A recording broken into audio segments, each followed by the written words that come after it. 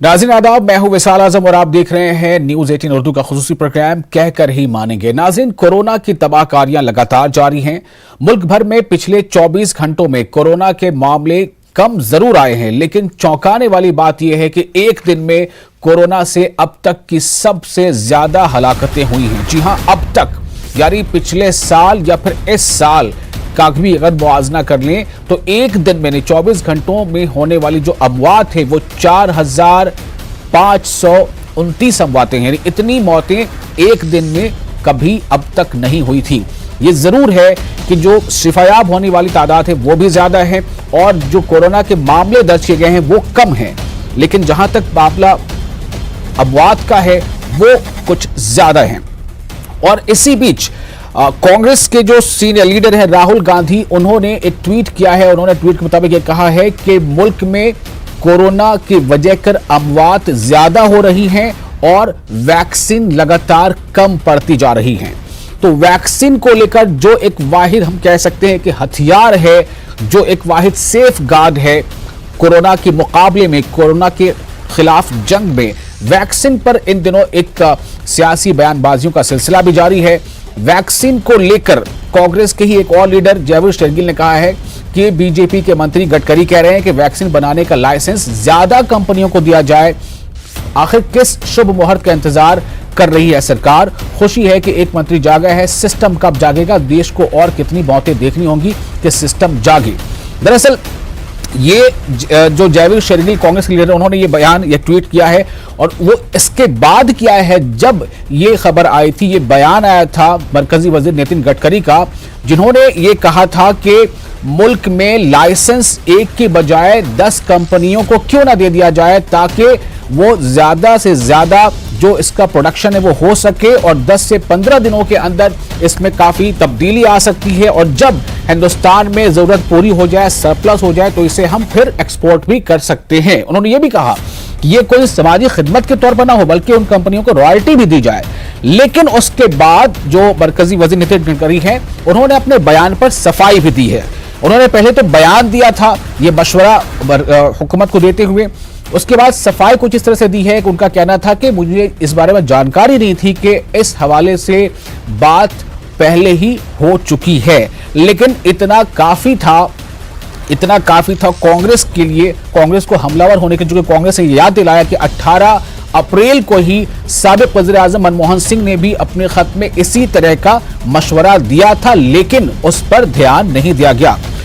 नितिन गडकरी ने अपने बयान के बाद जो ट्वीट किया उसमें उन्होंने ये कहा कि इस बात से मैं अनजान था कि मेरी तकरीर या मेरे बयान से पहले जो केमिकल और फर्टिलाइजर मंत्री हैं, उर्वरक मंत्री हैं, मनसुख मांडविया ने वैक्सीन उत्पादन को बढ़ाने के लिए सरकार के प्रयासों के बारे में बताया था। लेकिन बहरहाल उन्होंने अपने बयान में बार बार ये नाम भी लिया था कि मनसुख भाई आप भी इस बारे में देखिए। सवाल इसको लेकर है कि जिस तरह से कोरोना से हलाकतें बढ़ती जा रही हैं, ऐसे में अगर वैक्सीन के प्रोडक्शन को बढ़ाया जा सकता है तो इस जानिब कदम क्यों नहीं बढ़ाया जा रहा है? ऐसे कई सवालों के जवाब तलाशने की हम कोशिश करेंगे। क्या इसमें कुछ दिक्कतें आती हैं या नहीं? ये कितना आसान है? क्या ये सिर्फ कह देना काफी है या क्या इसके लिए वाकई माहौल ऐसा है कि ये चीजें अमल में लाई जा सकती हैं? इस पर हम बातचीत करेंगे।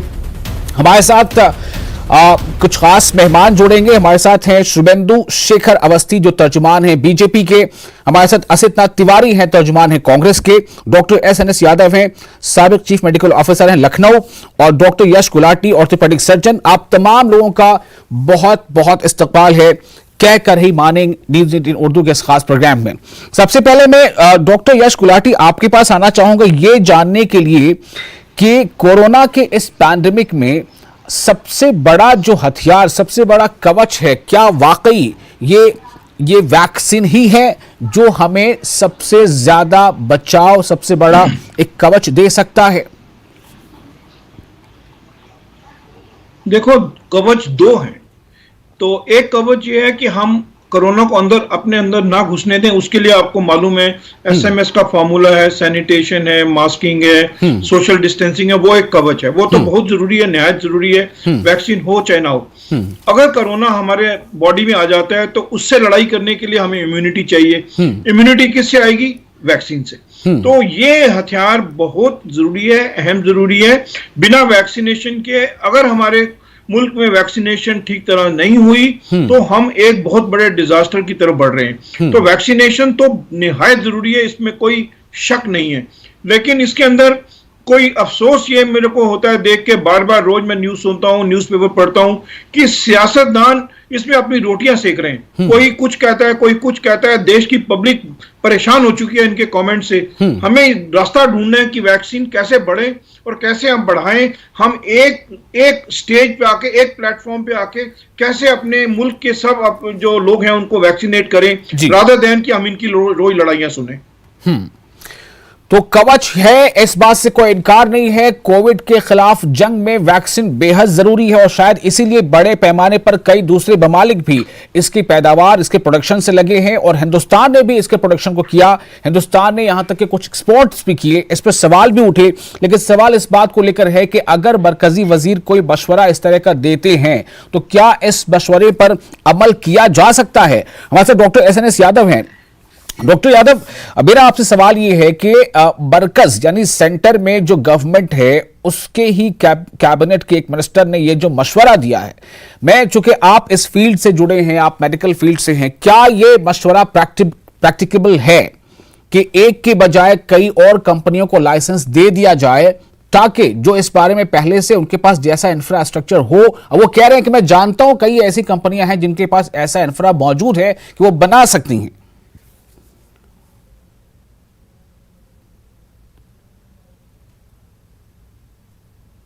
है और इसका स्वागत करने योग्य है जी। और ये क्योंकि हमारी जो मुल्क की आबादी है, आवाम ऑलमोस्ट 139-140 करोड़ के आसपास हम पहुंच रहे हैं और हमारी यंगर जनरेशन ज्यादा 18 साल से नीचे की आबादी काफी आबादी है। 40% ऑफ द पॉपुलेशन हमारी नीचे की है।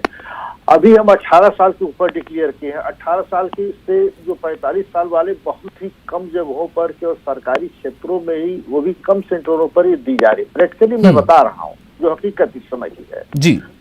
तो अगर हम बहुत सारी कंपनियों को नहीं देंगे, मास प्रोडक्शन नहीं होगा, तो ये बड़ा मुश्किल है पूरी आबादी को कवर कर पाना। क्योंकि जो third wave, so called third wave जो आप कह रहे हैं आने वाली है, ये नीचे की आबादी को ज्यादा प्रभावित करेगी। मार्टलिटी भी होगी, प्रभावित भी करेगी। जो हमारे मुल्क के लिए जो 6 से 12 महीने का समय कर सकते हैं, ये WHO की भी वैज्ञानिक चीफ सलाहकार है सौम्या स्वामीनाथन, इनका भी कुछ दिन पहले हमने अभी द हिंदू जो डेली न्यूज़पेपर मद्रास का है, इसमें आया था उनका स्टेटमेंट कि 6 से 12 महीने हमारा मुल्क के लिए बहुत ही अहम है। क्योंकि जो वायरस है बराबर म्यूटेट कर रहा है। जब वायरस अगर कोई ऐसा म्यूटेंट आ जाए कि वैक्सीन भी नहीं इफेक्टिव हो, तो फिर से पेंडेमिक इस टाइप से आ जा सकती है, कम्युनिटी स्प्रेड हो सकता है जिसको लगे उनको। तो वैक्सीन को भी अपग्रेड करने की, बराबर अपग्रेड करने की जरूरत रहेगी उस वायरस से खिलाफ लड़ा जाए। इसका साक्षात एक उदाहरण मैं बताऊं कि हमारी जो स्वाइन फ्लू की वैक्सीन है, जो सनोफी वगैरह और कंपनियां बनाती है, ये हर साल अपग्रेड करके हर साल आती है, हर साल लगती है। उसी तरीके से ये भी RNA वायरस है, इसकी वैक्सीन का अपग्रेडेशन, मास प्रोडक्शन जब तक हम हर आबादी को कवर नहीं कर लेंगे तब तक बड़ा मुश्किल है। क्योंकि जो हर्ड इम्यूनिटी होती है, जो एक्वायर्ड इम्यूनिटी या कहिए कि अपने आप इन्फेक्शन से जो फैल जाती है कि 70-80% को हो गए तो बाकी पूरी आवाम इम्यून हो गई, तो इस वायरस में, कोविड वायरस में देखने को फिलहाल हमारे वैज्ञानिकों ने कहा कि नहीं मिल रहा है। इम्यूनिटी बहुत लॉन्ग लास्टिंग नहीं हो रही है। तो हमारे पास जो वैक्सीन और एक कवच और दूसरा कवच सोशल डिस्टेंसिंग, बार बार हाथ का धोना और मास्क का पहनना, ये तो बहुत ही ये सब जरूरी है ताकि हम आने वाले समय जो हमारे पास चैलेंजेस है उसको हम देखिए ये तो बिल्कुल साफ है कि ये जो प्रिवेंशन है, प्रिवेंशन से हम कितना कुछ हासिल कर पा रहे हैं, उसके बावजूद हम देख रहे हैं कि 2 लाख से ऊपर, 3 लाख से ऊपर केसेस 24 घंटों के अंदर आ रहे हैं प्रिवेंशन के बावजूद। अब सवाल ये पैदा होता है कि जो इन्फेक्टेड हो रहे हैं और जो उनमें से ज्यादा सीरियस हो जा रहे हैं, तो वैक्सीन का जो प्रोडक्शन है वो उसकी रफ्तार कहीं ना कहीं सुस्त पड़ गई है। जैसा आपने अभी बताया कि 140 करोड़ से ज्यादा की हमारी आबादी है और तकरीबन, और अभी 18 करोड़ 58 लाख कुछ 100 को ही वैक्सीनेट किया जा सका है। क्या यह स्पीड काफी है? डॉक्टर यश गुलाटी, छोटा सा जवाब। देखिए स्पीड बहुत स्लो है, बहुत स्लो है। ये तो दुश्मन हमारी टेरिटरी के अंदर घुस रहा है और हम इसको रोक नहीं पा रहे हैं। और ये हम सोच रहे हैं कि अगर हम अपना असला बनाए ना बनाए, दूसरी कंपनी को बनाने को देखने, ये कोई सवाल भी नहीं है। अगर हमारी कंपनी कैपेबल है असला बनाने की, दुश्मन के खिलाफ तो बनाए। इसके अंदर सोचने की क्या बात है? इसके अंदर सोचने की क्या बात है? वॉर फुटिंग पे ही लड़ना है, अगर नहीं लड़ेंगे तो हम मारे जाएंगे। इसमें सोचने की बात क्या है? मुझे तो समझ नहीं आ रही कि इसमें क्यों इतना लोग सोच रहे हैं, क्यों इतनी सियासत हो रही है। भाई बनाइए, इस समय सख्त जरूरत है। आप वैक्सीन बनाइए, बाहर चलाइए, जहां से भी लाइए वैक्सीन लाइए और लोगों को लगाइए। 2-3 साल हम वेट नहीं कर सकते हैं वैक्सीन की। मैं बस इसी पर जवाब ले लेता हूं। बीजेपी से हमारे साथ मौजूद है शुभेंदु शेखर अवस्थी जी। शुभेंदु जी, नितिन गडकरी का ये फॉर्मूला, ये इस पर अमल पहले से क्यों नहीं हो पा रहा है?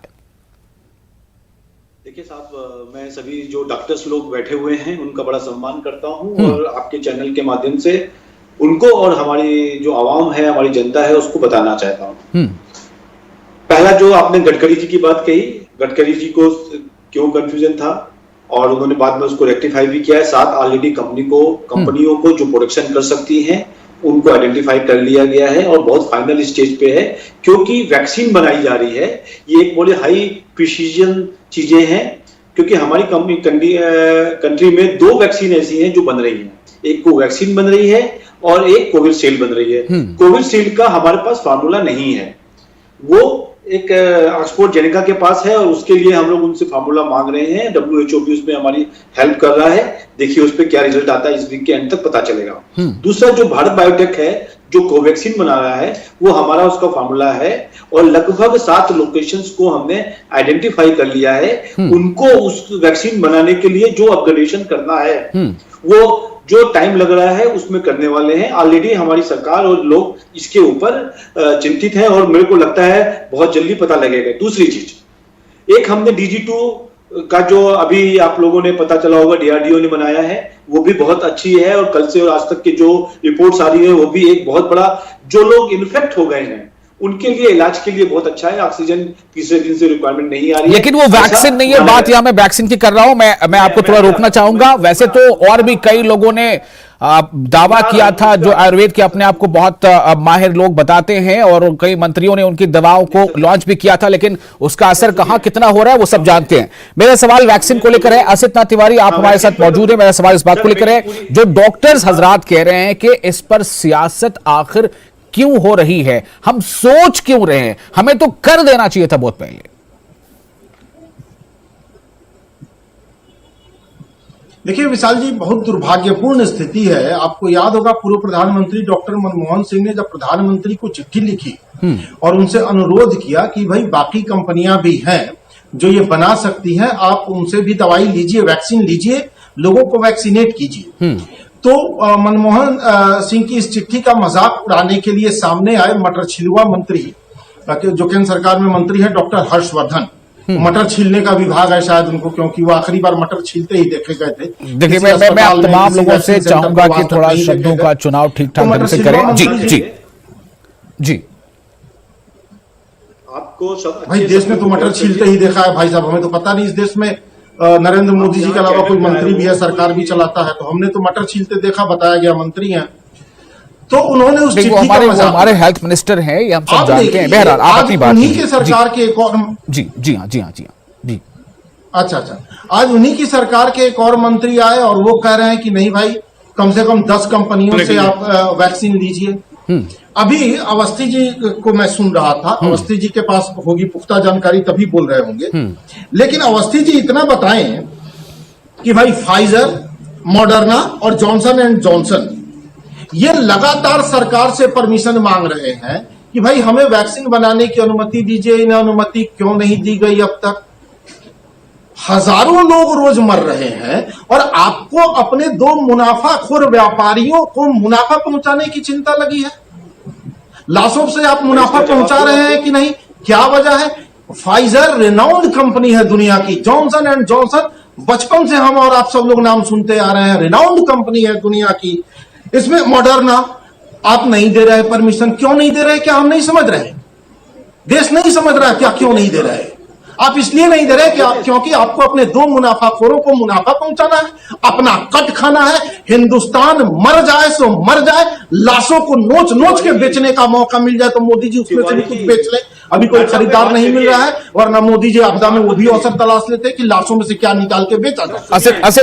क्या जवाब है सरकार? शुभेंदु कुछ कहना चाहते हैं, सुनते जरा उनको। जॉनसन को परमिशन नहीं दी गई। जी शुभेंदु जी। आशीष जी, हाँ, आप तो कोई बात मत करो, क्योंकि आपके ही लोगों ने जब ये नवंबर, दिसंबर, जनवरी में ये बनने को तैयार हो गई थी और इसको लगना चालू किया था, तब आपके राहुल गांधी और सब लोगों ने कहा था कि ये वैक्सीन मत लगाओ, इसको लगाने से जाने क्या हो जाएगा, एक्सीडेंट हो जाएगा, हार्ट अटैक हो जाएगा।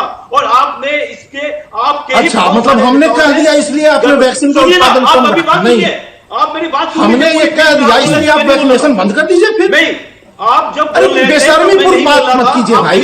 हमने कह दिया इस दर से आपने वैक्सीन का प्रोडक्शन कम कर दिया क्या? हमारे कहने से कम कर दिया। चलो हम कह रहे हैं कि 10 गुना बढ़ा दीजिए, हम कह रहे हैं कि जॉनसन एंड जॉनसन को भी, मॉडर्ना को भी दीजिए परमिशन, तो दे दीजिए। आप आशीष जी सुन लीजिए, अरे देखिए, कुतर्क मत कीजिए, कुतर्क मत कीजिए, फैक्ट पर बात कीजिए।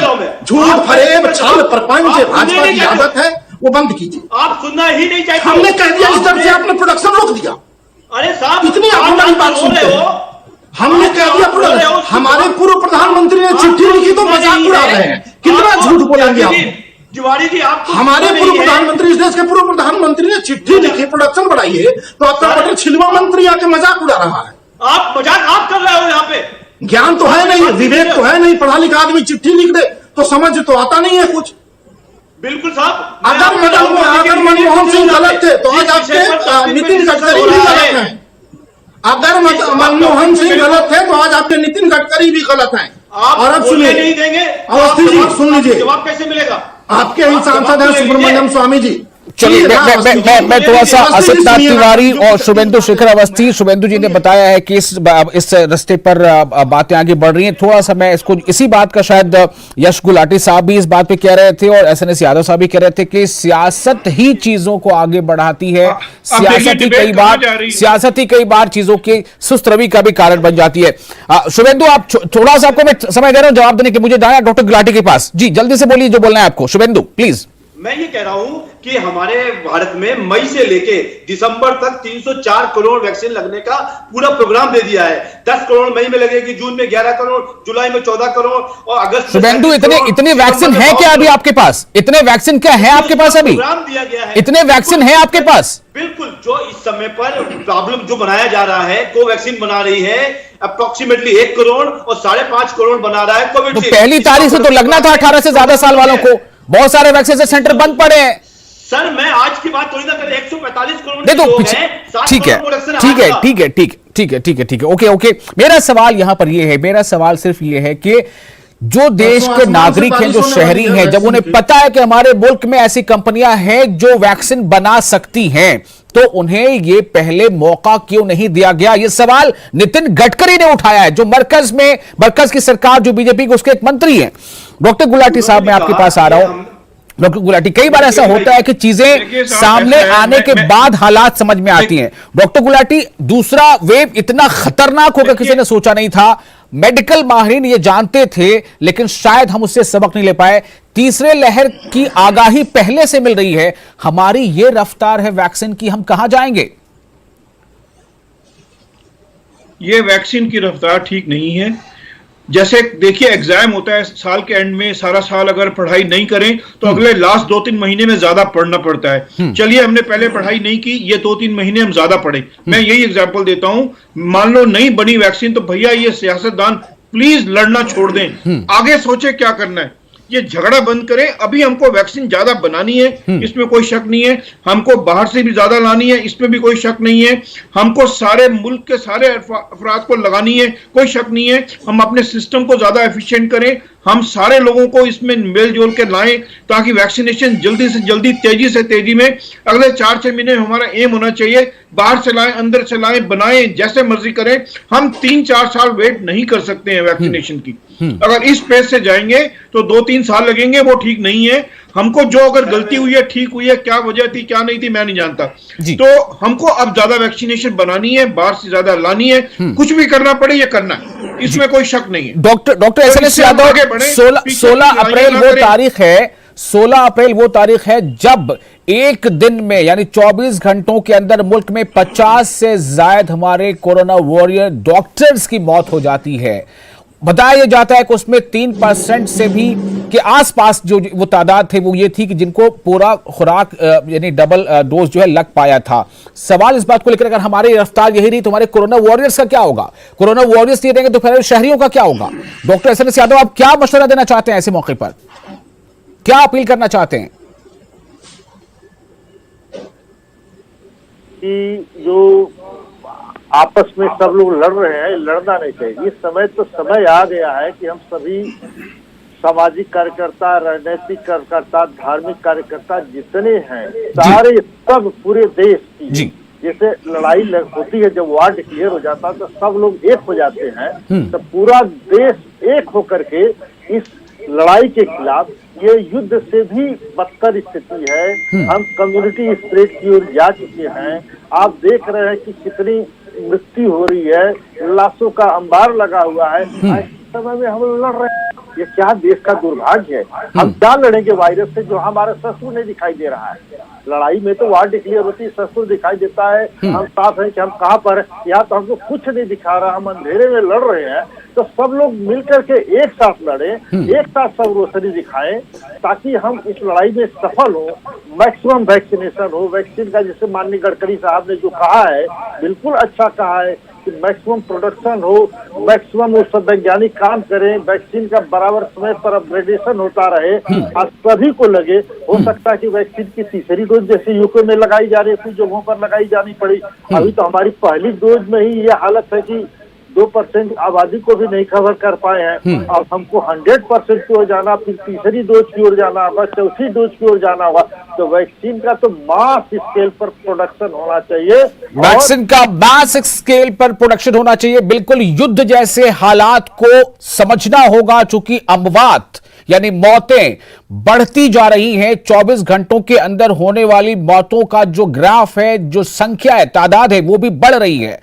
बहुत शुक्रिया आप तमाम लोगों का अपना वक्त देने के लिए। बहुत साफ यहां से एक मैसेज गया है कि सबको मिलना होगा, चाहे वो पॉलिटिकल फ्रंट, पॉलिटिकल पार्टियां ही सही, सबको एक साथ बैठकर इस पे जितनी तेजी से हो सकता है वैक्सीन के प्रोडक्शन को बढ़ाना होगा। बहुत शुक्रिया, आदाब।